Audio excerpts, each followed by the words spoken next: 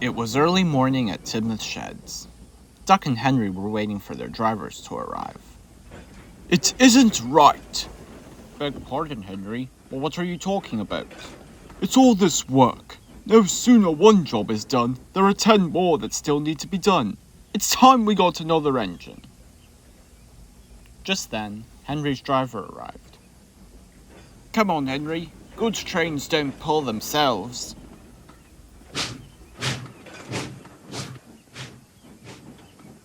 Later that day, Duck was waiting at the harbor. Douglas was there as well. Listen, Douglas, I've been thinking.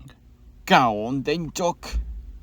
Well, Henry's complaining about there not being enough engines to work on the railway.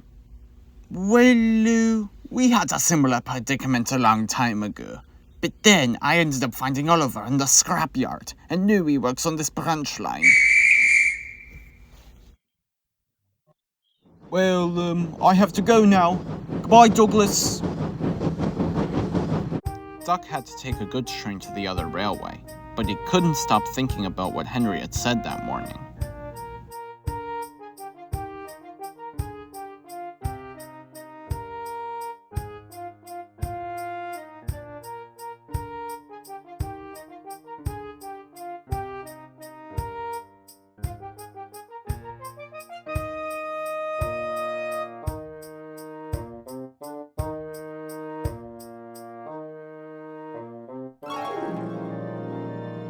That evening, a thick fog came down. Duck didn't realize until too late that the points in front of him were set to a siding. Just then, he bumped into something. Oh! Watch where you're going! Hello? Who's there? Duck inched closer to get a better look. Right next to him stood a rusty old engine.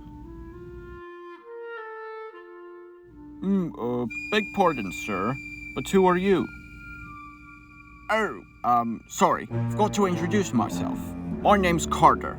I've been sitting here on this siding for almost 50 years. My name's Montague, but everyone just calls me Duck. What's happened to you? I used to work on the island of Sodor many years ago.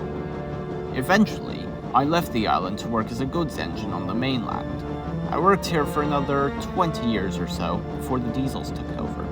Soon I became obsolete. Rather than sending me off for scrap, the manager put me on this siding to see if there was a heritage railway that could give me a home. But eventually, he forgot that I was here. So I've been sitting here for about 50 years. That must have been terrible. Come on, Duck. We need to get back to the sheds.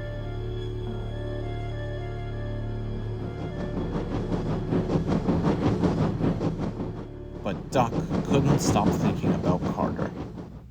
The next morning, he found Oliver at the big station and told him everything.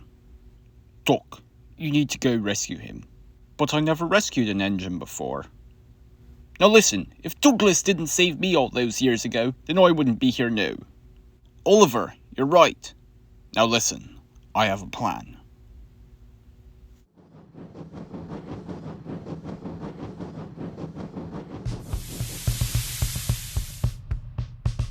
Duck, what are you doing here? Rescuing you, of course. I'm taking you back to Sodor.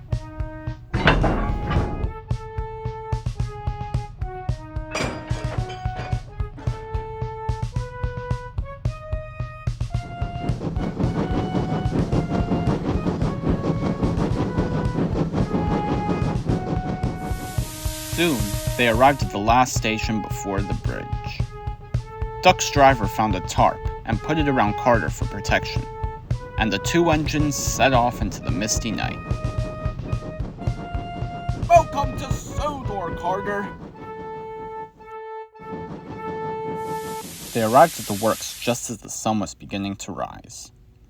Duck shunted Carter into the sheds and went back to Tidmouth for a rest.